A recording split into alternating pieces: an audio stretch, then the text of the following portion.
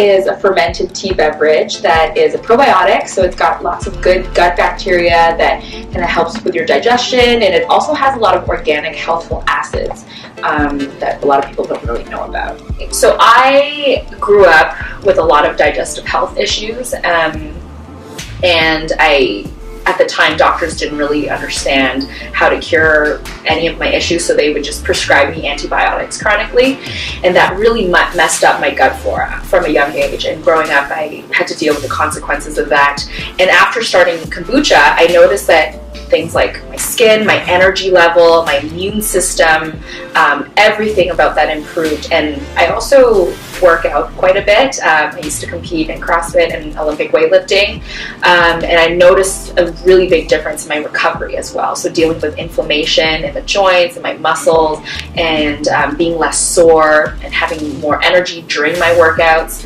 Yeah, so it's definitely made a difference in all fronts. I first started drinking kombucha probably around 3 to 4 years ago, and slowly I definitely noticed the benefit of improving my digestion right away.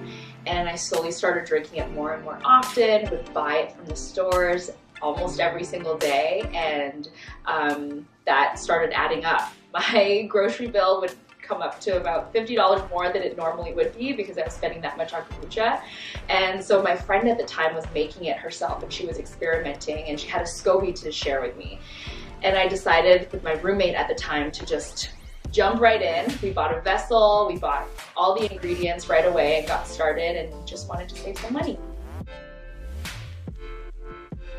SCOBY, the name SCOBY, S-C-O-B-Y, stands for Symbiotic Culture of Bacteria and Yeast. So the way that the SCOBY acts is it will eat up the sugar that you put into your starter tea base, and then it will convert that through the process of fermentation into these organic acids, and that's how it gets its fuel and energy to do its good work and stay alive. And basically the SCOBY's goal is to multiply, and we kind of, as humans, as their roommates, we kind of benefit off of the byproducts of that fermentation process.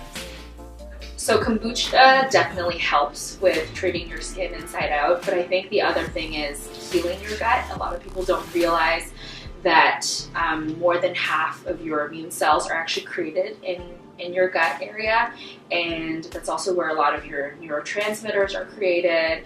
Your gut has this entire nervous system called the ENS, the enteric nervous system. That's like a second brain to your body, and so it'll affect your mental health, it'll affect your detox system, which your skin is like the largest organ in your body, and it's such an important system for detoxification. And so when you heal your gut, when you're improving your gut at every level and bettering your nutrient absorption, you're actually indirectly affecting all these other systems as a result. And that's one way that you can definitely see improvements in your skin. So incorporating things like bone broth, kombucha is a really good one. And improving like the acidity content of your stomach, chewing your food better, eating foods that aren't as processed so they don't create as much inflammation in your gut. Like all of these are ways for your body to also improve your skin.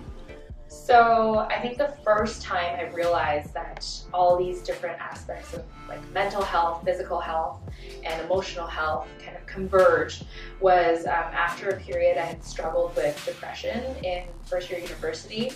And at that point I overhauled my lifestyle. I really began to focus on self-care, and I realized that there were all these things that you can do to take matters into your own hands, that you weren't like a victim of your mind or your body or whatever was happening to you. Like you could change your own circumstances. And so that's when I became really passionate about nutrition and pursuing more exercise and coaching other people to feel the same way. I wanted other people to realize that as well, and I wanted to empower them with knowledge and my own experiences so that they can help themselves in that respect. And I think mental health and skin health are so closely related because your body is governed by these hormones that are like your body's way of messaging from one organ to the next. And when you're stressed, you're constantly in a state of eliciting like adrenaline, cortisol, and these inflammatory responses from your immune system. And your body will signal to your skin, which is, like I said, one of the largest organs in your body, and it's a really important way of detoxifying your body. It's going to signal to this organ that we're under attack, or something's not right. We need to get rid of a bunch of things in our body, and so that's going to show up on your skin when you're really stressed out. So my background in nutrition absolutely fueled my love for kombucha, because I find the human body so fascinating, and I think like we're literally walking clusters of chemical reactions that are happening 24/7 round the clock. And to have this really tangible, hands-on thing that you can make at home that affects your body in all these different levels. Like this one drink can change your skin, it can change your energy throughout the day, it can change your recovery, it can change the way that your body looks, it can help you lose weight or gain muscle. Like to have this one drink do all of that is so amazing to me, and so yeah, definitely really good.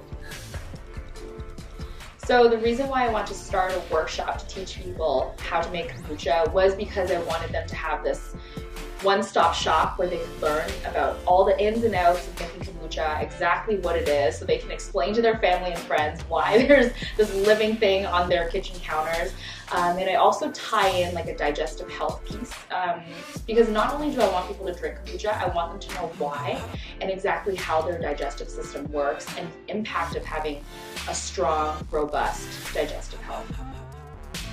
So what I would say to people that are just starting their health journey is what I wish someone would have told me, and that is every single person is unique, and we all are individuals in our own right. And so what works for someone else is not necessarily and usually isn't going to work for me.